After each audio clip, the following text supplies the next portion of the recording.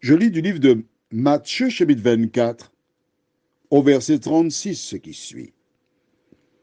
Pour ce qui est du jour et de l'heure, personne ne le sait, ni les anges des cieux, mais le Père seul. Prions. Notre Seigneur et notre Dieu, comme hier, nous revenons vers toi, parce que nous voulons que tu nous instruises. Nous voulons que tu nous parles. Nous voulons que tu nous éclaires. Nous voulons comprendre ce qui se passe dans le monde et nous tenir prêts pour ce grand jour. Éternel, que le Saint-Esprit nous éclaire. Mais surtout, scelle ta parole dans nos cœurs, afin que nous ne soyons pas trompés par des hommes, mais que nous puissions grandir en toi. Nous te réclamons cette grâce au nom de Jésus pour ta gloire éternelle. Amen.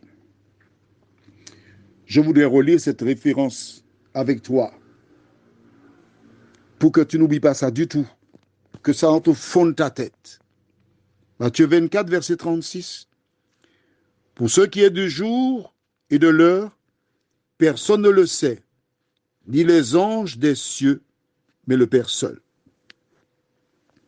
Selon toi, pourquoi Jésus a-t-il dit cela? Réfléchis.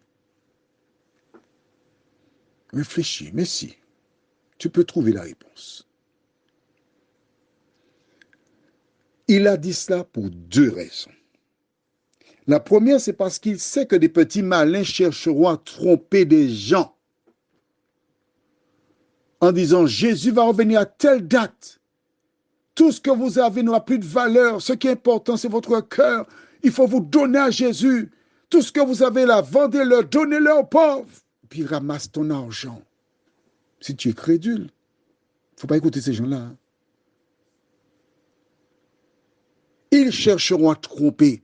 Et c'est pour cela que Jésus t'avertit que l'heure, le jour sont inconnus des hommes. Le Père seul sait quand Jésus va revenir. C'est la première raison. La deuxième raison, elle est facile à comprendre. Il y a des individus qui, chaque fois que la terre tremble, ils se précipitent à l'église, ils sont en train de chanter Alléluia, Alléluia, etc. Maman, on a la vie sauve, merci Seigneur.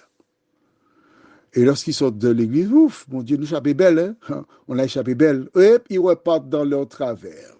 Ils oublient Dieu jusqu'à la prochaine épreuve, prochain cataclysme, éruption volcanique, etc. Alléluia, Alléluia. Il n'y a pas plus de fervent qu'eux. Essaie d'imaginer que, écoute bien, ne dors pas, ouvre grandes tes oreilles. Imagine qu'ils disent, c'est pas ce qu'il a dit, c'est un exemple, une métaphore. Toute personne du reste qui te donne une date du retour de Jésus, reste loin de cette personne, c'est un agent du diable. Parce que Jésus est formel. On est d'accord? Si la personne vous dit, Jésus va donner un rêve, maman, prends courir, prends la fuite.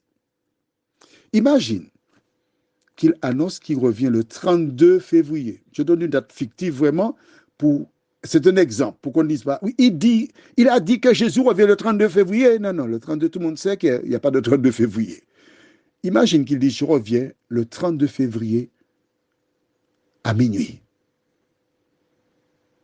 Je t'assure, certains feraient organiser un grand méchant zouk le 31 février qui commencera à 18h jusqu'à 23h58. Et à 23h58, la musique s'arrête, tout le monde se met à genoux, lève les mains vers le ciel. Seigneur, pardon pour nos péchés, accepte-nous afin que nous soyons sauvés. Ce serait facile, hein? Mais non, mais c'est pas comme ça, non. Mais non. Quand Jésus reviendra dans le ciel, tu seras déjà jugé. Hein? Mais oui, je vais t'expliquer ça demain, si Dieu veut. Prions. Notre Seigneur, notre Dieu, Merci pour la parole. Merci pour la lumière. Merci de nous éclairer, de nous diriger dans toute la vérité. Saint-Esprit, nous te remercions de nous rappeler ces paroles afin que tous les charlatans qui viendront nous détourner de la parole ne puissent pas nous tromper. Fortifie-nous, Seigneur. Fais-nous du bien. Au nom de Jésus et pour ta gloire éternelle. Amen. Je te souhaite une bonne journée.